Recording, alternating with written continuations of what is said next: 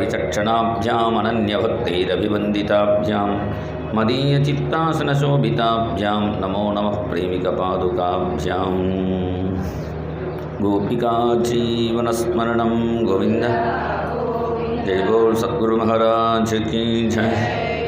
माधव कृष्णा मधुसूदन कृष्णा माधव कृष्णा मधुसूदन कृष्णा माधव कृष्णा मधुसूदन कृष्णा माधव कृष्णा मधुसूदन कृष्णा यादव कृष्णा यदुनंदन कृष्णा यादव कृष्णा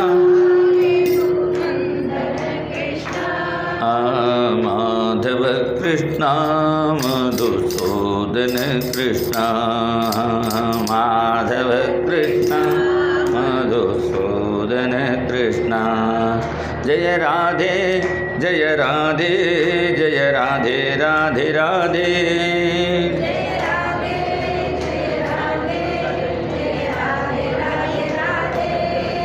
जय राधे जय राधे जय राधे राधे राधे जय राधे जय राधे राधे राधे जय राधे राधे राधे राधे राधे राधे राधे जय राधे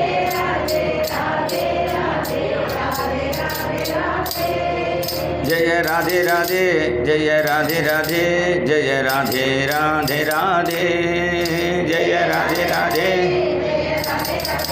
जय राधे राधे राधे जय राधे राधे राधे राधे राधे राधे राधे राधे राधे राधे राधे राधे जय राधे राधे राधे राधे राधे राधे राधे राधे राधे माधव कृष्णा मधुसूदन कृष्णा माधव कृष्णा मधुसूदन कृष्णा मनमोहन कृष्णा मन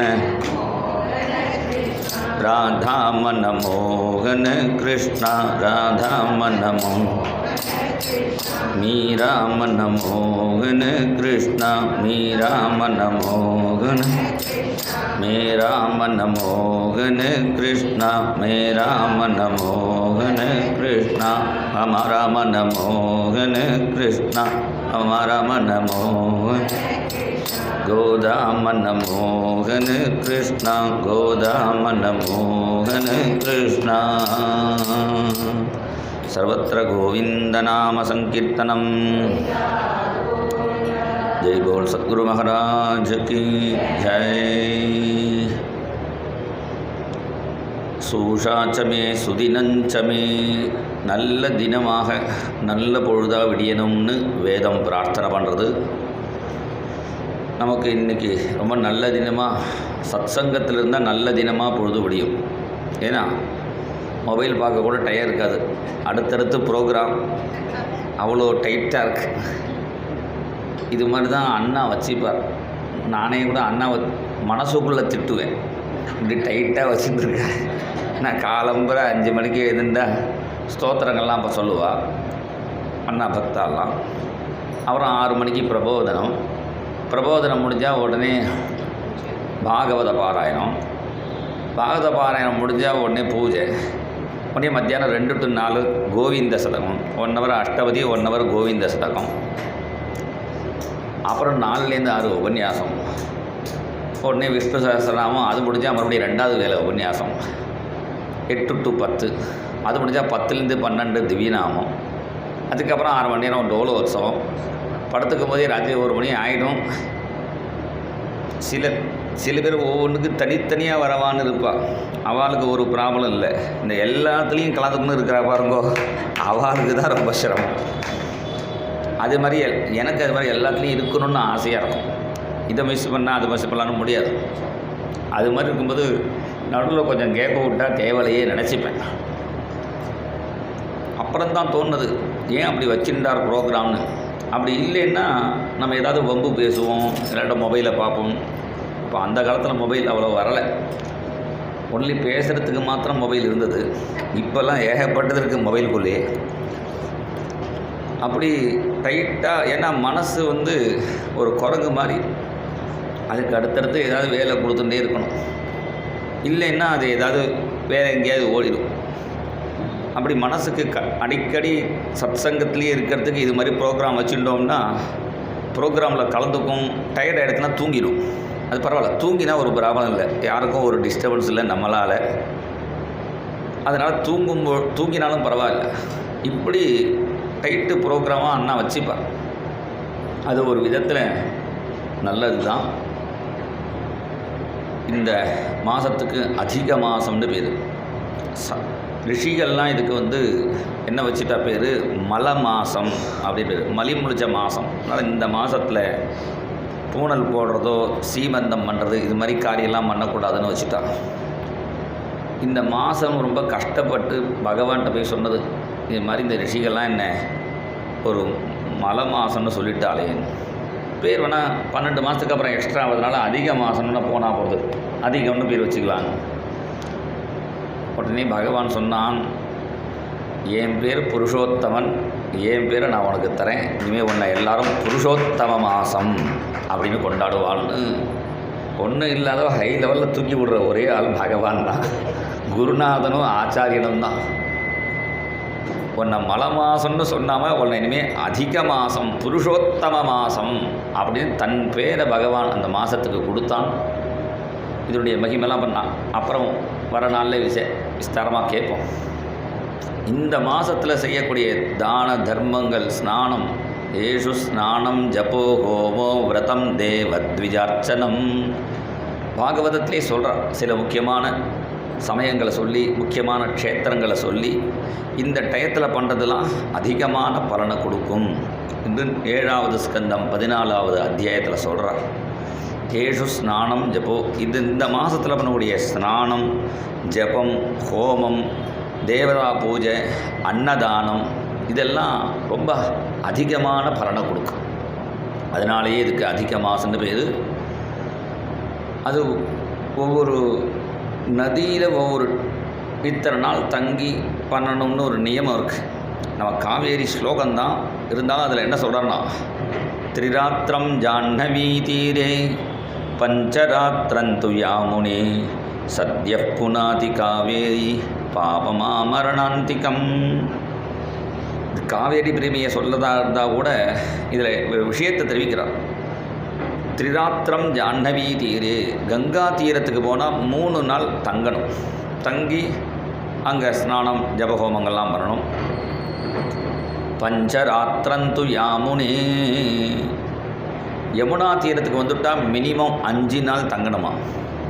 ஏண்டனா அவ்வளோ கோவில் பார்க்குறதுக்கு இருக்குதுன்னு அர்த்தம். இங்கே பிருந்தாவனத்தில் தங்கினோன்னா 5 நாள் வேணும். போனால் பொறுத்த உங்களுக்கு 3 நாள் கொடுத்துருக்கார் சட்டநாத பாகவதர். சப்தாகம் முடிஞ்சு உங்களை அழைச்சின்னு போகிறேன்னு. இல்லாட்டா இந்த ப்ரோக்ராமையும் வச்சுட்டு வெளியிலையும் போக முடியாது.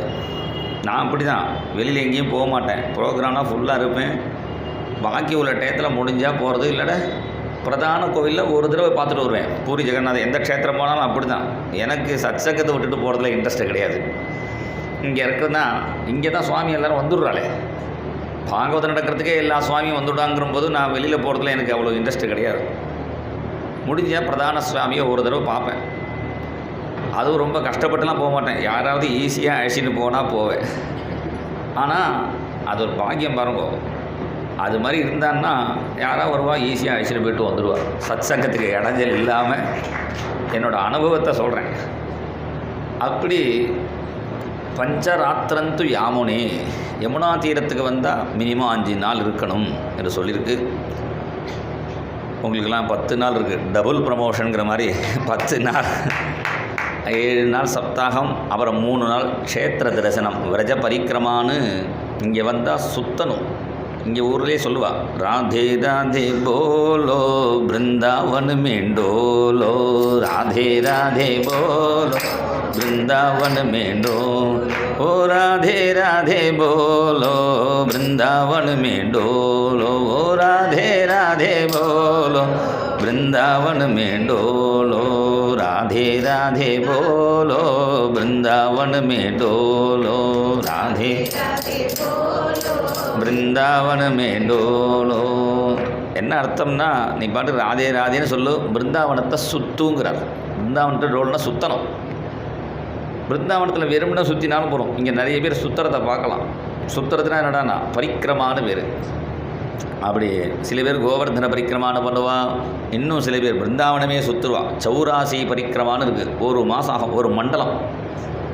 சௌகரியமாலாம் இருக்க முடியாது. ஏதோ அங்கங்கே போகிற வழியில் யாராவது ஒரு திண்ணை, எல்லாம் சாதுக்களாக இருப்பா, திண்ணையில் படுத்துக்க சொல்லுவா, அவளையும் 2 ரொட்டி தட்டி கொடுப்பா, அது சாப்பிடணும், அப்புறம் அடுத்தபடி கிளம்பணும். இப்படியே சௌராசினா என்ன ஹிந்தியில் நான் சொல்கிறேன், 84 குரோஷம்னு பேர். இந்த 84 குரோஷம் விரஜ யாத்திரை பண்ணிட்டோம்னா இந்த 84 லட்சம் யோனியில் டான்ஸ் ஆட வேண்டிய அவசியம் இருக்காது. இந்த சௌராசி குரோஷம் நம்ம பரிக்கிரமா பண்ணிட்டோம்னா, இப்படியே பிருந்தாவனத்திலே சுற்றின்னு இருந்தோம்னா, நீ கிருஷ்ணனை பார்க்கணுன்னு நீ ஜபம் ஒன்றும் பண்ண வேண்டாங்கிறார். பிருந்தாவனத்தில் வந்து பேசாமல் தூக்கிட்டு இருந்தால் போகிறோம், சுற்றினா போகிறோம். ஏன்னா சுற்றினா டயர்டாகவும் படுத்துப்போம். அப்படி பிருந்தாவனத்தில் சுற்றிகிட்டே இருந்தால் கூட திடீர்னு யாராவது ரூபத்தில் கிருஷ்ணனே நம்ம மேலே வந்து இடிப்பான். தானே வந்து இடித்து தரிசனம் கொடுப்பான். அதுக்கு உதாரணம் பாகவதத்திலே இருக்குது. காளியன்னு ஒரு பாம்பு, அவள் ஆற்று மாமா இடைஞ்சல் பண்ணிகிட்டே இருந்தார். அவள் ஊரில் அவள் ஆற்று பக்கத்தாத்து மாமா கருடன். இந்த கருடன் இடைஞ்சல் பண்ணினார்னு அவள் ஊர் சௌக்கியமாக இல்லைன்னு பிருந்தாவனத்தில் வந்து சௌக்கியமாக இருக்கணும்னு வந்தான் காளியன். இங்கே வந்து சௌக்கியமாக இருக்கட்டும் பரவாயில்ல, இவன் அடுத்த வாழ்க்கை இடைஞ்சல் பண்ணிட்டு இருந்தான். தண்ணியெல்லாம் விஷமாக்கின்னு இருந்தான். அப்போ என்ன பண்ணினார் பகவான், அந்த காளிய கிரதத்தில் குதித்து அவன் தலையில் குதிக்கிறான்.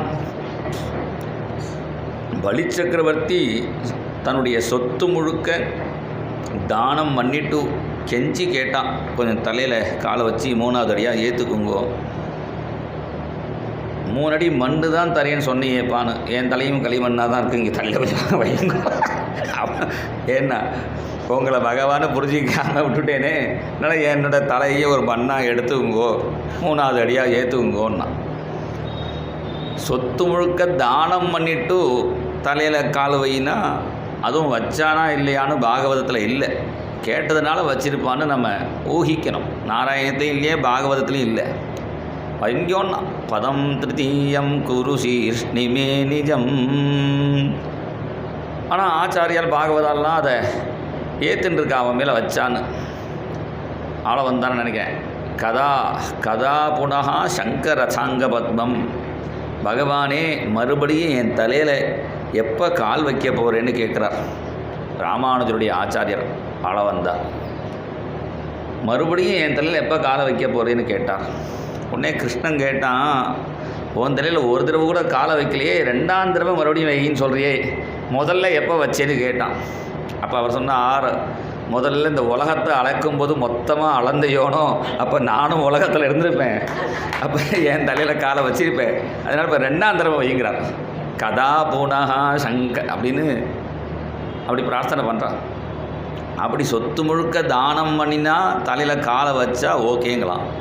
இந்த காளியன் காலனா தானம் பண்ணாமல் ஃப்ரீயாக சாப்பிட்டுட்டு நன்னா ரெஸ்ட் எடுத்துட்டு சௌக்கியமாக இருந்தான் இந்த பிருந்தாவனத்தில். அப்படி இருந்த காளியன்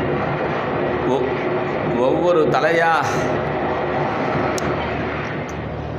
இந்த தலை அந்த தலை அப்படின்னு 1000 தலை அவனுக்கு ஒவ்வொரு தலையாக மாற்றி மாற்றி, நேற்றுக்கு சொன்னார் பாண்டி விளையாடுற மாதிரி கிருஷ்ணன் விளையாடினான்னு, ஒவ்வொரு தலையாக காட்ட எல்லா தலையிலையும் காலை வச்சான்னா அதுக்கு என்ன பாக்கியம்னா அவாத்து மாமியே சொல்கிறா, நியாயோகி தண்டா கிருதகில்பிஷேஸ்மின் தவாவதாரக்கல நிகிரகாய கஸ்யானுபாவோஸ்ச ந தேவ வித்மஹே தவாங்கிரேனுஸ்பர்ஷாதிகாரः யத்வாஞ்சயா ஸ்ரீர்லலனாச்சரத்தபோ விகாய காமான் சுச்சிரம் திருதவ்ரதா. எந்த பகவானுடைய பாததூளி படணும்னு மகாலட்சுமி தபஸ் பண்ணுறாளோ, யத்வாஞ்சயா ஸ்ரீஹி லலனாச்சரத் தபஹா. அந்த மைக்குக்காரர் இங்கே இருக்க சொல்லுங்க. யத்வாஞ்சயா ஸ்ரீலலனாச்சரத்தபோ விகாய காமான் சுச்சிரம் திருதவ்ரதா. அப்பேற்பட்ட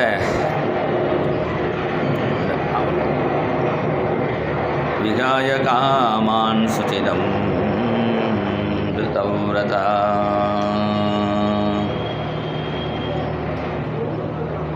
வேறு ஏதாவது சொல்லி பார்ப்போம். விகாய காமான் சுச்சிதம் திருதவ்ரதா.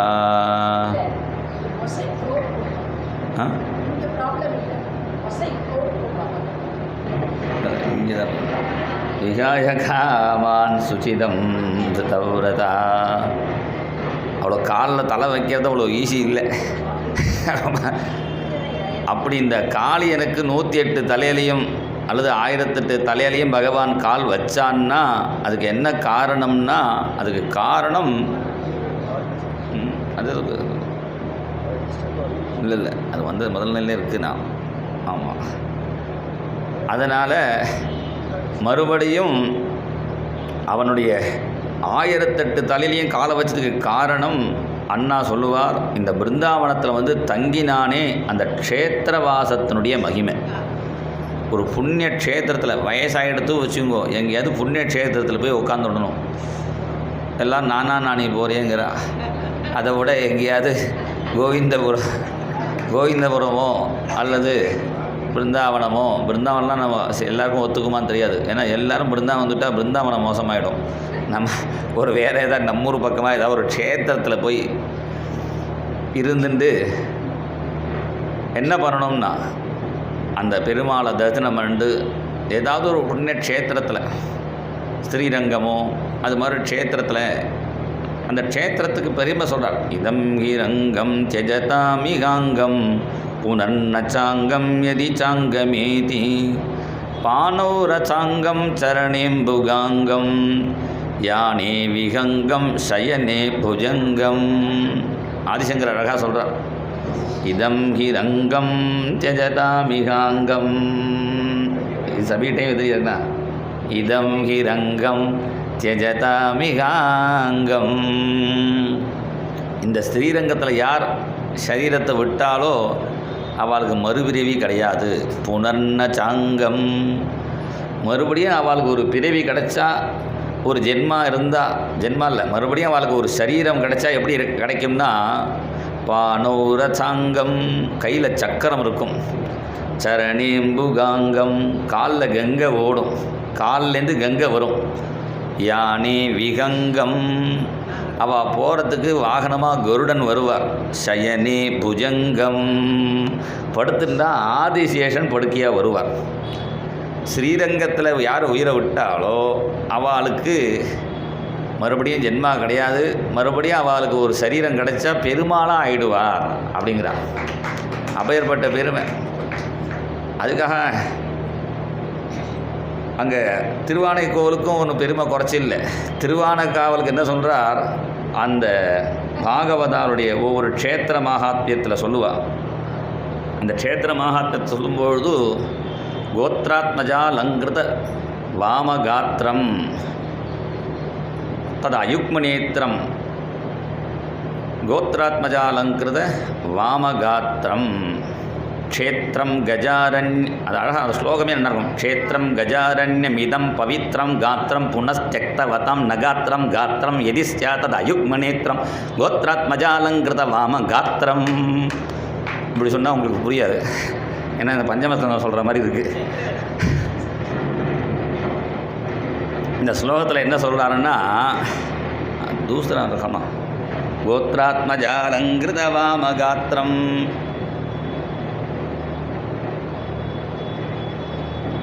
இதம் க்ஷேத்திரம் கஜாரண்யமிதம் பவித்ரம். கஜாரண்யம்னு பேர், கஜம்னா யானை, யானை பூஜை பண்ணதுனால ஆனை கோவில். க்ஷேத்திரம் கஜாரண்யமிதம் பவித்ரம் காத்திரம் புனஸ்தியக்தவதம்னா காத்திரம். இதில் காத்திரம்னா சரீரம்னு அர்த்தம்.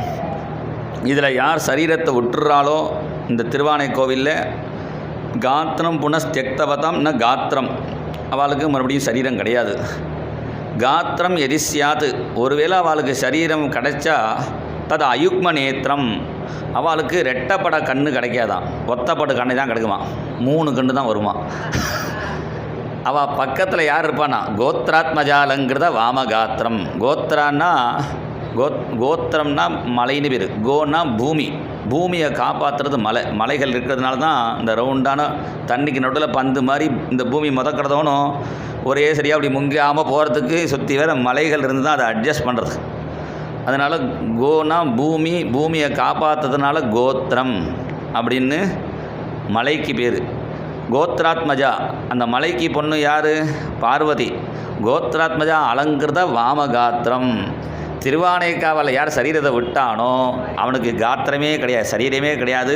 சரீரத்தை விட்டால் 3 கண்ணும் இருக்கும், பக்கத்தில் பார்வதி இருப்பாங்கிறார். அப்படின்னா என்ன அர்த்தம்னா சிவனாக ஆயிடுவான் அவன். அப்படி இந்த க்ஷேத்திர மகாத்மியங்கள்லாம் அவ்வளோ இருக்குது. அது மாதிரி வயசான ஏதாவது ஒரு க்ஷேத்திரத்தில் போய் இருந்துடணும். பசங்க எங்கே அமெரிக்கா எங்கேயா இருந்தால் இல்லை பாம்பே டெல்லியில் இருந்தால் வயசாடுத்தையுமே தனியாக இருக்க முடியாது, என் கூட வந்துடணும்னு அவளை அழைச்சின்னு போகவே கூடாது. வேணா அவள் இங்கே வந்து இதை சின்ன வேலையை பார்த்துக்கணும். ஏன்னா அழகாக க்ஷேத்திரத்தில் போகிறவாளை போய் எங்கேயா கொண்டு விட்டு போக வைக்கக்கூடாது.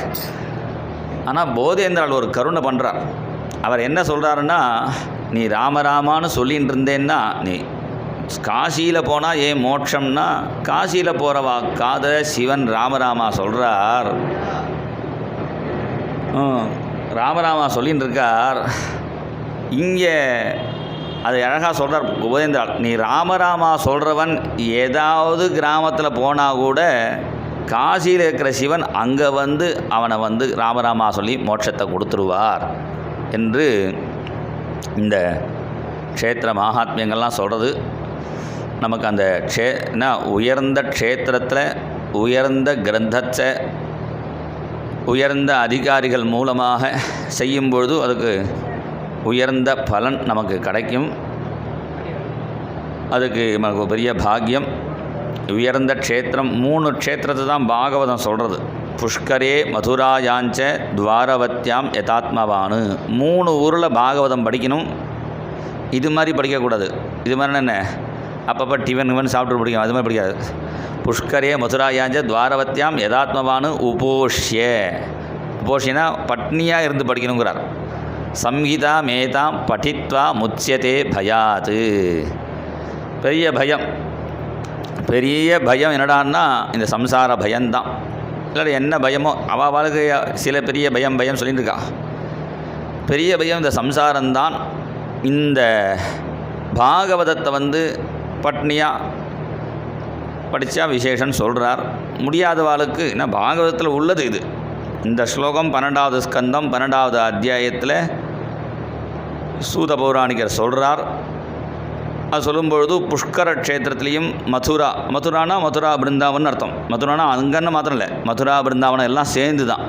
புஷ்கரே மதுராயாஞ்ச துவாரவத்யாம். துவாரகேலையும் எனக்கு தெரிஞ்ச ஒரு சுவாமிகள் அப்படி படித்தார். 3 ஊர்லேயும் பட்னியாக இருந்து படித்தார். அவர் கொஞ்சம் ஃபாஸ்ட்டாக படிப்பார், காலமாக இருந்துட்டு உட்காந்துட்டு படிப்பார். அது மாதிரி படித்தா நல்லது. அது மாதிரி படிக்க முடியலேன்னா அப்புறம் பாகவத மகாத்மியத்தில் சொல்கிறார், கிருதபானம் பயப்பானம்னு கொஞ்சம் டெம்புக்கு நெய்யை வேணால் குடிச்சிக்கோ, பாலை வேணால் குடிச்சிக்கோங்கிறார். அது இல்லைன்னா ஏகபுக்தேன வாப்புனகா ஒரிக்கெல்பா கேரளக்காரா, ஒரு வேளை சாப்பிட்டா போகிறோம். ஒரு வேளை சாப்பிட்டுட்டு நீ ஒரு தெம்புக்கு. கடைசியில் இந்த பாகவத மகாத்மியத்தை சொன்னார், போஜனந்து வரம் மன்யே கதாசிரவணகாரகம் நோபவாசோ வரப்ரோக்தா கதா விக்னகரோ யதி. போஜனந்து வரம் மன்யே, நல்லா சாப்பிட்டுக்கோ, கதை கேட்குற அளவுக்கு சாப்பிட்டுக்கோ. ஒரே தெரியா போட்டு அடித்தேன்னா தூக்கம் வந்துடும். அதனால் கதை கேட்கும்போது தூக்கம் வராமல் அளவுக்கு எந்த வேணுமோ அந்த அளவுக்கு சாப்பிட்டுக்கோ. அதுக்குன்னு பட்னியாக இருக்கேன்னு சொல்லிட்டு உட்காந்து டயர்டாக இருக்குது கதை கேட்க முடியலேன்னு போய் இப்போ பெட்ரூமில் படுத்துடாத. கதாசிரவண பஜனைக்கு சத்சங்கத்துக்கு அனுகூலமான அளவுக்கு ஆகாரத்தை பண்ணிண்டு இந்த சத்சங்கத்தை அனுபவி என்று இங்கே மகாத்மியத்தில் சொல்கிறார்.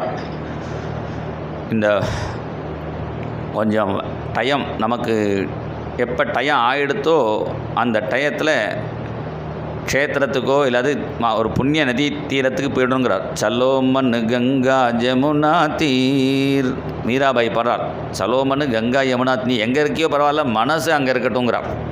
சில பேர் இங்கே இருந்தாந்து ஆற்ற நினச்சின்னு இருக்கிறத விட அங்கேருந்து சில பேர் இங்கே பார்த்துட்டு இருக்கா, எங்கேருந்தோ அவள் மனசு இங்கே இருக்குது. அதனால் இந்த பரீட்சித்து அதுதான் காட்டுறான். நமக்கு டைம் ஆகிடுத்து, கிளம்புற டைம் ஆகிடுத்துன்னா அது எப்படி தெரியும்? பரீட்சத்துக்கு யாரோ ஒருத்தர் சொன்னார் 7 நாள்னு, நமக்கு யாரும் சொல்லலையேன்னா. சொல்லாட்டாலும் அவளுக்கு தெரியும், சில சிம்டம்ஸ்லாம் கொடுத்துருக்கு. இந்த 2 காதையும் அடைச்சின்ட்டோம் வச்சுங்கோ, உள்ளுக்குள்ளே ஒரு சத்தம் கேட்கும், பிராணகோஷம்னு. அது கேட்கலைன்னா டைம் ஆகிடுத்துன்னு அர்த்தம். இப்போ வச்சு பார்க்காங்க, ஒன்றும் கேட்காது. அப்புறமா ரூமில் தனியாக இருக்கும்போது வச்சு பாருங்க. 2 காதையும் அடைச்சுட்டா பிராணகோஷ அனுபஸ்ருதிகி அப்படிங்கிறார். இந்த விளக்கு அணைஞ்செடுத்தோன்னா ஒரு ஸ்மெல் அடிக்கும், அது நமக்கு தெரியலேன்னா டைம் ஆகிடுத்துன்னு அர்த்தம். அதுக்கு நமக்கு ஜலதோஷ டயத்தில் தெரியலேன்னு பயப்படாதீங்கோ, எல்லாத்துக்கும் கூட ஒன்று சொல்ல வேண்டியிருக்கு. மரங்கள்லாம் பச்சையாக தெரியாமல் ஒரு கலர், ஒரு மாதிரி மஞ்சள் கலரில் தெரியும். இப்படிலாம் சில சிம்டம்ஸ்லாம் சாஸ்திரங்களே சொல்கிறது. அதுமாரி ஆகிடுத்துனா என்ன பண்ணணும்னா, நம்ம நிறைய ஜெபம் பண்ணணும் அப்படின்னு அர்த்தம். அதுதான் கஜேந்திர மோட்சத்திலே சொல்கிறார். இந்த முதல்ல காலை பிடிச்சதுன்னா என்ன அர்த்தம்னா, முதல்ல காலை பிடிச்சதுன்னு அர்த்தம் இல்லை. இந்த சம்சாரமாகிய குளத்தில் கஜேந்திரனாகிய ஜீவன் குடும்பத்தோடு இருக்கும் பொழுது காலமாகிய முதல்ல காலை பிடிக்கும். காலன் காலை பிடிக்கிறான்னா என்ன அர்த்தம்னா, எப்போ கால் ப்ராப்ளம் ஆரம்பிக்கிறதோ, கீழே உட்கார முடியல, மேலே உட்கார முடியல, முட்டு வலி, இடுப்பு வலி, இந்த கால் ப்ராப்ளம் ஆரம்பித்தாலே காலன் பிடிச்சுட்டான்னு அர்த்தம். அப்போ என்ன பண்ணணும்னா, காலை பயப்படாதீங்கோ, காலன் காலை பிடிச்சான்னா உடனே பகவானை கால் பண்ணுற டைம் ஆகிடுத்து அப்படின்னு அர்த்தம். பகவானை கூப்பிடணும். பகவானை கூப்பிடுற டைம் ஆகிடுத்துன்னா இனிமேல் சத் சங்கத்துக்கு போகணுன்னு அர்த்தம். இனிமேல் இருக்கிற ஊரில் விஜயாரிச்சுட்டு பெட்டு கிடைக்குமா, உட்கார சேர் கிடைக்குமா கேட்டுண்டு இதாக சத் சங்கத்தில் கலந்துண்டு நம்ம முடிஞ்சால் கீழேயும், சில பேர் மேலேயும் உட்காந்துக்கிறா, கீழேயும் உட்காந்து, இதை முடிஞ்ச அளவுக்கு அட்ஜஸ்ட் பண்ணிண்டு நம்ம பகவானை ஸ்மரிக்கணும். அதுதான் முக்கியம். அதுதான் பரீட்சித்து காட்டுறான். அவனுக்கு டைம் ஆகிடுத்து. 7 நாள் தெரிஞ்ச உடனே பயப்படலை. அடுத்த க்ஷணம் எல்லாத்தையும் உதறி தள்ளிவிட்டான், கிளம்பிட்டான். ஏன் இப்போ கிளம்புறான்னா,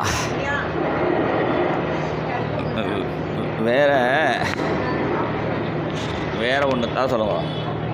தூசரா லகாவோனா அதான் சரி. அப்போ பரீட்சித்து என்ன பண்ணினான்னா, எல்லாத்தையும் உதறிட்டு கிளம்பிட்டான். அந்த பரீட்சித்த மாதிரி இருக்க நம்ம ப்ராக்டிஸ் பண்ணணும். ஏண்டான்னா அவனுக்கு அந்த தைரியம் இருக்கு.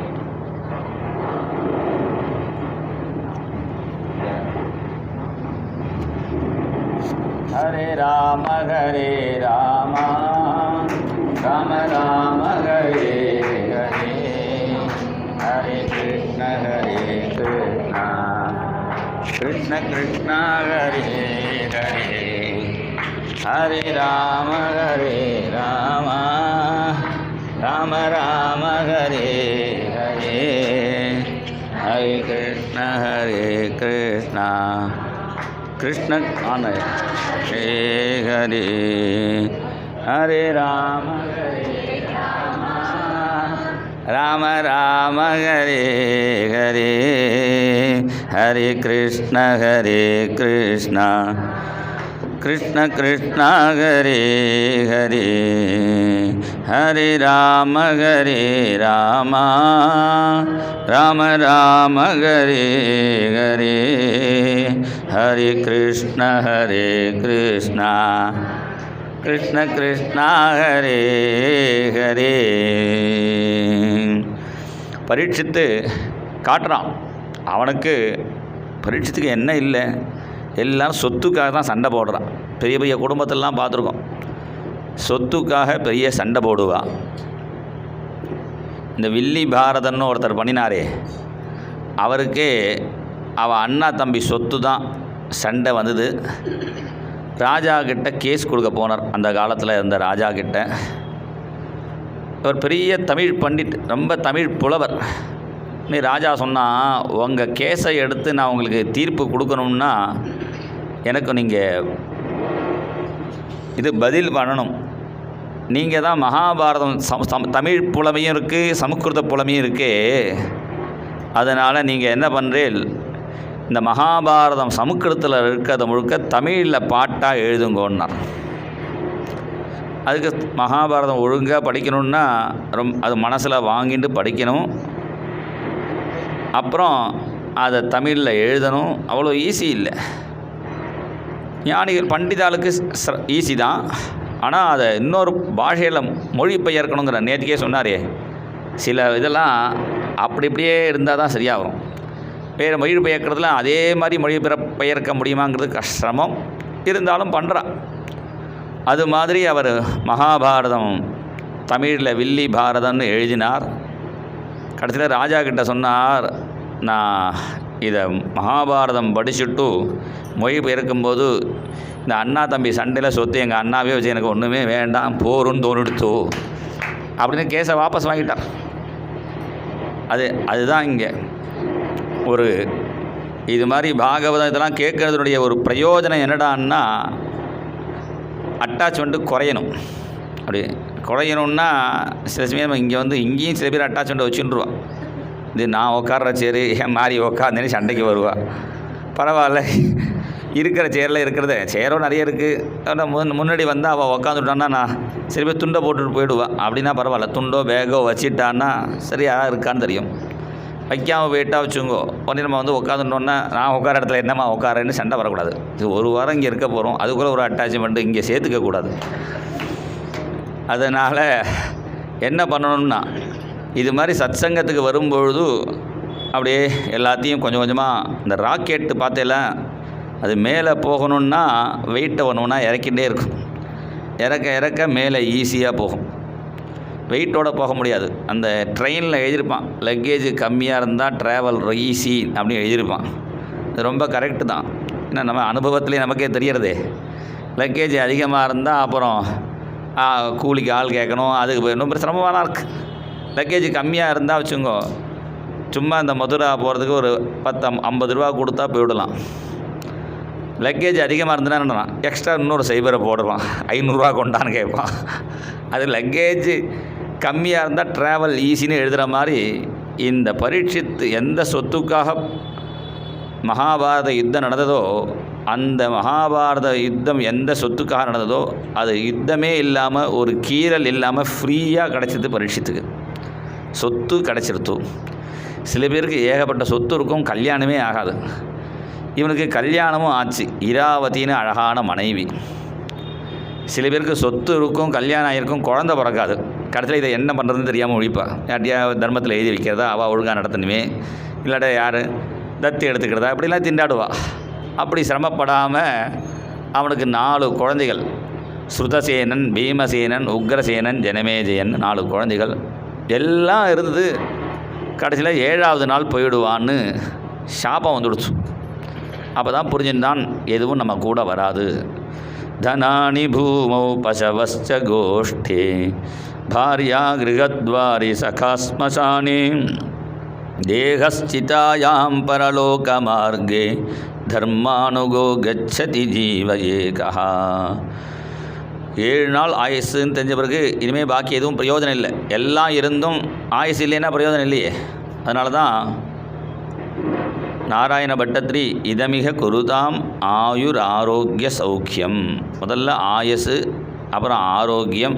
சின்ன ஆயசு மாத்திரம் இருந்தால் அப்புறம் அது ஆரோக்கியம் வேணும், அப்புறம் சௌக்கியம். இதமிக குருதாம் ஆயுர் ஆரோக்கிய சௌக்கியம். அதனால்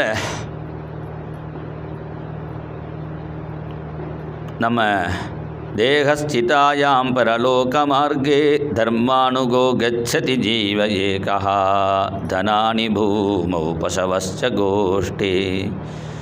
எதுவும் கூட வராது. என்ன ஆயுசு 7 நாள்னால் என்ன பண்ணுறது? ஒன்றுத்தையும் எடுத்துன்னு போக முடியாது. எடுத்துன்னு போக முடியாதுன்னு இல்லை, எடுத்துன்னு போக விடவும் மாட்டான். கடைசியில் ஏதோ நெத்தியில் ஏதோ பைசா வைப்பா, அதையும் அங்கே இருக்கிறவா எடுத்துட்டுருவா. அப்புறம் கையில் காசை வச்சு தொடச்சி எடுத்துப்பா எல்லோரும். ஏன்னா நம்ம கையில் ஏதாவது ராசி கீசி இருந்தால் அதுவும் எதையும் எடுத்துன்னு போகிற போகிறாலையும் கை ராசியும் தொடச்சி கையில் வச்ச காசுன்னு அதையும் தொடச்சி எடுத்துன்னு போயிடுவா. அதனால் வெறுமனை வந்தோம், வெறுமனை போக போகிறோம். அதுக்குள்ளே என்ன கூட வரும்னா தர்மானுகோ கச்சதி ஜீவ ஏகா. தர்மானுகா. இப்போ நான் இங்கே உட்காந்து கதை கேட்குறோமே, இங்கே உட்காந்து பஜனை பண்ணுறோமே, இப்போ கேட்குற கதை, இப்போ கேட்குற பஜனை, பகவன் நாம சொல்கிறோம், இங்கே ஏதாவது நல்ல காரியம் அன்னதானத்துக்கு ஏதாவது கொடுக்குறோம், இது தான் கூட வருமே தவிர கடைசியில் எதுவும் கூட வராது. தர்மானுகோ. இட்லியை போட்டுட்டு 4 முட்டை 2 ஸ்பூன் மிளகாப்பொடி, அதுக்கு 4 ஸ்பூன் எண்ணெயை விட்டு குழச்சி அடிக்கிறோம். அந்த 4 ஸ்பூனில் 2 ஸ்பூன் எண்ணெயை எடுத்துன்னு போய் கோவிலில் தீபம் போட்டோம்னா அந்த புண்ணியம் வரும். நம்ம எவ்வளோ பால் குழந்தைலேருந்து பால் காபி குடிச்சிருக்கோம். குடித்த பாலையும் காஃபியும் கணக்கு பண்ணால் ஒரு குளம் ஸ்விம்மிங் பூல் கட்டி நம்மளே நீச்சல் அடிக்கலாம். அவ்வளோ காஃபி குடிச்சிருக்கோம். காலம்பரை, மத்தியானம், ராத்திரி. அப்புறம் யாராவது கெஸ்ட்டு வந்தால் அவளுக்கு கலக்கும்போது எனக்கும் 1/2 கிளாஸ் கம்பெனிக்கு கூட கொடுக்குறதுக்கும்பா. அவர் கம்பெனி கேட்கலை, இருந்தாலும் நம்மளே சொல்லுவோம். அது மாதிரி ஒரு மாமிகிட்ட சொன்னார் ஒரு மாமா, என் ஃப்ரெண்டுக்கு கலக்கும்போது எனக்கும் ஒரு டோஸ் அப்படின்னார். உங்களுக்கு டோஸ் தான் காஃபி கிடையாதுன்னுட்டா மாமி. எனக்கும் ஒரு டோஸ் காஃபின்னா டோஸ்னா விடுறேங்கிறா. அதனால் இப்படி நம்ம எவ்வளோ பால் காஃபி குடிச்சிருப்போம், ஆனால் அது எல்லாம் வேஸ்ட். அதில் ஒரு 1/2 லிட்டர் பால் பிரதோஷத்துக்கு சிவன் கோவிலுக்கு நீ வாங்கி கொடுத்துருந்தேன்னா அது புண்ணியமாக கணக்கில் கிரெடிட் ஆகும், அது உனக்கு கூட வரும். இப்படி தர்மானுகோ கச்சதி ஜீவ ஏகா. நம்ம பண்ணின தர்மம் தான் கூட வரும்னு தெரிஞ்சுண்டு அடுத்த க்ஷணம் எல்லாத்தையும் விட்டுட்டான். ஏன் விட்டானுங்கிறத இங்கே சொல்கிறார் பாகவதத்தில். விமர்சித்தோ ஹேயதையா புரஸ்தாது. அவன் மனசில் பிளான் பண்ணியிருந்தானா ஒரு நாளைக்கு எல்லாத்தையும் விட்டுட்டு நிம்மதியாக கிளம்பி போயிடணும். அப்படி ஏற்கனவே பிளான் பண்ணினதுனால விடக்கூடிய சந்தர்ப்பம் வரும்போது விட முடிஞ்சுது. இல்லாட்டெல்லாம் டபாலெலாம் விட்டுட்டு போக முடியாது. ஒரு செருப்பை கூட விட முடியாது. செருப்பு போயிடுத்து சார், செருப்பு போயிடுத்து சார், சப்தாகத்துக்கு போய்ட்டு என் செருப்பு போயிடுத்தும் சப்தாகத்தையும் சேர்த்து கூத்தம் சொல்லுவாள். நல்ல செருப்பு இல்லை, பிஞ்ச செருப்பு தான். ஒரு பிஞ்ச செருப்பையே விட முடியாது நம்மளால். அப்படி இருக்கும்பொழுது எல்லாத்தையும் விட்டுட்டான்னா அதுக்கு 2 காரணம். ஒன்று குரு கிருபை, ஒன்று பகவத் கிருபை. அந்த கிருஷ்ணன் எனக்கு கருணை பண்ணினான் அப்படின்னு சொல்கிறான், பரீட்சித்தே சொல்கிறான். அப்படி அந்த கிருஷ்ணன் கருணை பண்ணினாங்கிறதுக்கு என்ன ப்ரூஃப்னா சத்சங்கத்தை கொடுத்துருக்கானே. பாக்கி எதவனா கொடுப்பான், சத்சங்கத்தை பகவான் கொடுக்க மாட்டான். ராமாயணத்தில் தெரியாது, ராமாயணத்தில் ராவணனுக்கு ஒரு தலைக்கு 10 தலை இருந்தது, 2 கைக்கு 20 கை இருந்தது. ஊரில் கொஞ்சமாக தங்கம் வச்சுக்கல பீரோவில், அவன் ஊரே தங்கம். அவி ஸ்வர்ணமயி லங்கான்னு எல்லாம் இருந்தது. அந்த ராவணனுக்கு சத்சங்கம் இல்லை, அதனால் எல்லாம் போயிடுச்சு. இந்த சுக்ரீவனுக்கு ஒன்றுமே இல்லை, திங்கிறதுக்கு வாழைப்பழம் இல்லை, வாழைக்காய் கூட கிடைக்காம திண்டாடின்னு இருந்தான். தங்கறதுக்கு வீடு, திங்கிறதுக்கு சோறு இல்லாமல் திண்டாடின சுக்ரீவனுக்கு ஹனுமானுடைய சத்சங்கம், அதனால் எல்லாம் கிடச்சிடுது. ஒருத்தனுக்கு சத்சங்கம் இருந்தால் போரும் என்பதை புரிஞ்சின்றான். சத்சங்கம் கிடைச்சா பகவான் கருணை பண்ணினான்னு தெரிஞ்சுண்டு கங்கா தீரத்துக்கு வந்தான். சுகர் சொன்னார், நீ கவலைப்படாதப்பா, உனக்கு 7 நாள் ரொம்ப ஜாஸ்தியாக இருக்குன்னார். ஏன்னா இங்கே சூரிய வம்சத்தை கட்வாங்கன்னு ஒரு ராஜா இருந்தான்ப்பா. அந்த ராஜா ஒரு முகூர்த்தாத் சர்வமுத்ஸ்ருஜ்ய கதவான் அபயம் ஹரிம். ஒரு முகூர்த்தத்தில் எல்லாத்தையும் உதறி தள்ளினான், ஹரிஷரணம் நான் பகவான் அடைஞ்சுட்டான். அது மாதிரி நம்மளும் ஹரிஷரணம்னு சொன்னால் போகிறோம். ஸ்ரீகிருஷ்ண சரணம் மம, ஸ்ரீஹரிஷரணம் மம, ஸ்ரீகிருஷ்ண சரணம் மம, ஸ்ரீஹரிஷரணம் மம, ஸ்ரீகிருஷ்ண சரணம் மம, ஸ்ரீஹரிஷரணம் மம, ஸ்ரீகிருஷ்ண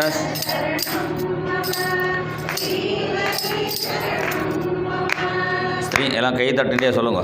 ஸ்ரீகிருஷ்ண சரணம் மம ஸ்ரீஹரி சரணம் மம ஸ்ரீகிருஷ்ண.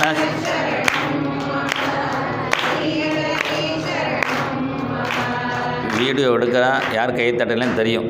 ஸ்ரீகிருஷ்ண சரணம் மம ஸ்ரீஹரி சரணம் மம ஸ்ரீகிருஷ்ண சரணம் மம ஸ்ரீஹரி சரணம் மம ஸ்ரீகிருஷ்ண சரணம் மம ஸ்ரீஹரி சரணம் மம ஸ்ரீகிருஷ்ண சரணம் மம ஸ்ரீகிருஷ்ண சரணம் மம ஸ்ரீஹரி சரணம் மம ஸ்ரீகிருஷ்ண சரணம் மம ஸ்ரீஹரி சரணம் மம ஸ்ரீகிருஷ்ண சரணம் மம ஸ்ரீஹரி சரணம் மம ஸ்ரீகிருஷ்ண சரணம்.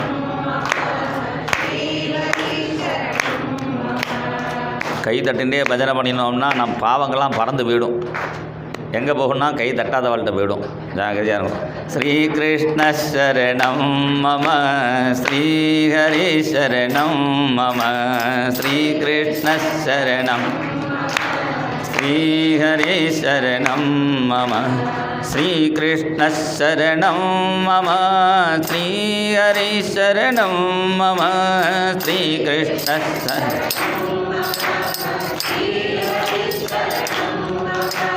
ஸ்ரீகிருஷ்ண சரணம் மம ஸ்ரீஹரி சரணம் மம